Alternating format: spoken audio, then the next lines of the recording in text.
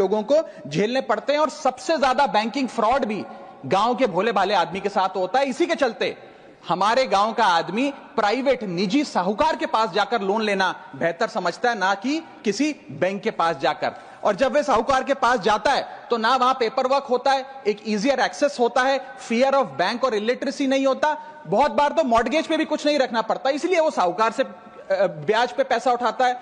लेकिन साहूकार उसे मनमानी दाम पर वो ब्याज पर पैसा देता है, 60 से 80% सालाना का इंटरेस्ट रेट चार्ज करता है, जिंदगी भर के लिए उसकी गुलामी लिखवा लेता है और वो बेचारा गांव का भोला भाला आदमी डेट ट्रैप में फंस के रह जाता है। मेरी तीसरी बड़ी समस्या जो मैं आज आपके सामने रखना चाहूंगा वो है साइबर फ्रॉड और digital frauds in the banking sector.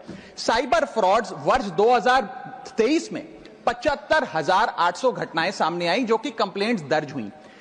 वर्ष 2024 आते आते 75,000 से बढ़कर यह आंकड़ा 2,92,000 हो गया, यानी कि 285% के बैंकिंग फ्रॉड्स की घटनाओं में इजाफा देखा गया और 2100 करोड़ रुपए लोगों के इस बैंकिंग फ्रॉड के चलते जीरो हो गए, शून्य हो गए, उनका नुकसान हो गया। और सबसे ज्यादा कंप्लेंट्स इसमें यूपीआई रिलेटेड बैंकिंग फ्रॉड्स की आई हैं। मैडम, मैं आपको बताना चाहूंगा कि मनी थेफ्ट के साथ साथ उतना ही जरूरी है डेटा थेफ्ट। जब आप बैंक को पूरे विश्वास के साथ अपना डेटा देते हैं, अपना पैन देते हैं, अपना नाम, एड्रेस, डेट ऑफ बर्थ, तमाम चीजें देती हैं, क्या बैंक आपके डेटा को सुरक्षित रख पाता है? क्या बैंक वो जाने अनजाने में या डेटा चोरी के माध्यम से वो सारा हमारा डेटा मार्केटिंग कंपनियों के पास, क्रेडिट कार्ड कंपनियों के पास, लोन देने वाले, फ्लैट बेचने वाले लोगों तक नहीं पहुंचता? एक रिपोर्ट के मुताबिक 2019 में एसबीआई के 3 million customer account data leak हो गया और तमाम बैंकिंग हिस्ट्री लीक हो गई।